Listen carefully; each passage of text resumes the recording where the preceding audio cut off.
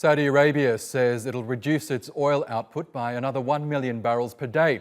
Those cuts are above and beyond the ones that it had already agreed to with its fellow OPEC members and Russia. That means the kingdom will produce 5 million barrels less per day than its peak output in April.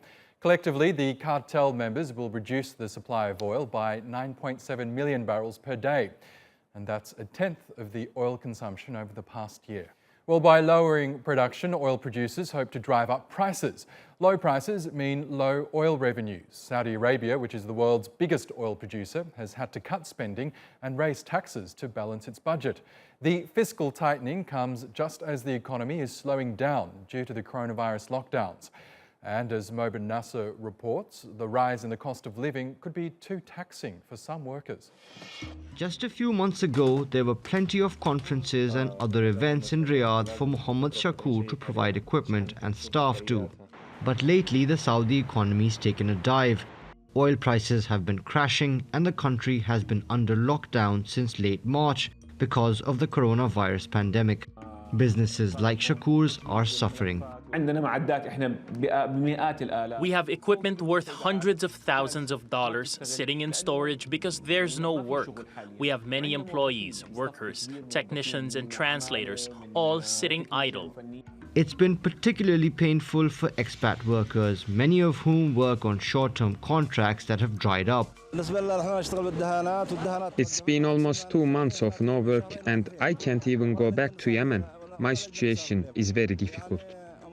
The fall in oil prices is hurting the government's revenues. They've fallen by 22% to $34 billion in the first quarter compared to the same period last year. To make up the difference, the government's tripling the value-added tax to 15%. And state employees will no longer receive a cash handout of $270 per month. These measures are painful but necessary to maintain financial and economic stability over the medium to long term and overcome the unprecedented coronavirus crisis with the least damage possible. The government's also scaling back spending on several projects that were part of its Vision 2030 development program. All this belt tightening is expected to drive up the cost of living in the kingdom and will also put the squeeze on work opportunities for both Saudi nationals and foreign workers. Mobin Nasir, TRT World. Well, for more on this, Middle Eastern politics specialist Taufiq Rahim joins us now from Dubai. He's the founder of the consultancy Globesight. Welcome back to Money Talks, Taufiq. Now, as we heard there were a couple of surprises. First, the austerity measures that Saudi Arabia announced, and hours later, the surprise cut in oil production. Let's look at the oil situation first. We know oil demand has collapsed around the world. What will this 1 million barrel per day cut do for Saudi Arabia?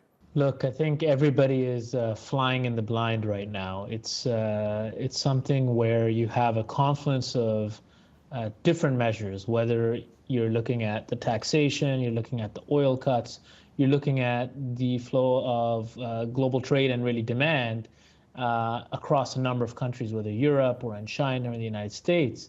So really this cut in production is a shot in the dark. It's around the assumption that what we're seeing in the downfall on demand is very clearly here to stay.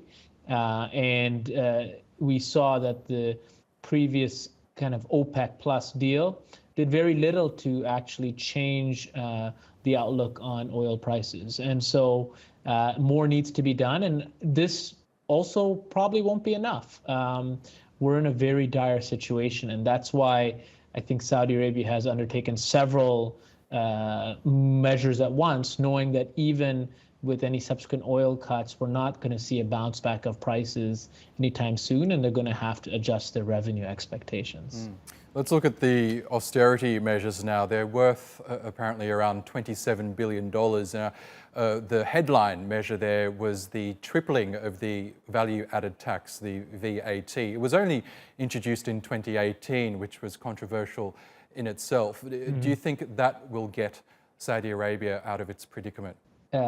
It's very hard to see from an economic circumstance when you have depressed demand, if you increase VAT, how that's going to help an economy bounce back. It will help with government revenues. But you have to remember, this is a consumer-driven tax, VATs, around what is being consumed. And consumption levels have fallen precipitously throughout the world, including in Saudi Arabia. So you may be tripling the rate, but you're not tripling the tax revenue, definitely not in the short term.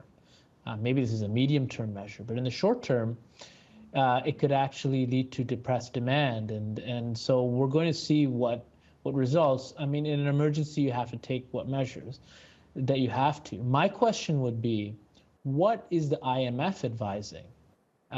Because if the IMF is advising countries around the world to drastically increase their VAT, I think that's a mistake. And people should be very careful when their economies are in a sensitive state to do so. I think Saudi Arabia has other resources at play for social protections, but I fear what the impact of such measures would be in other countries that do not have the ability to take care of their populations. Now, another question might be, what does this mean for Crown Prince Mohammed bin Salman's so-called Vision 2030 project, his aim to diversify Saudi Arabia's economy away from just oil production?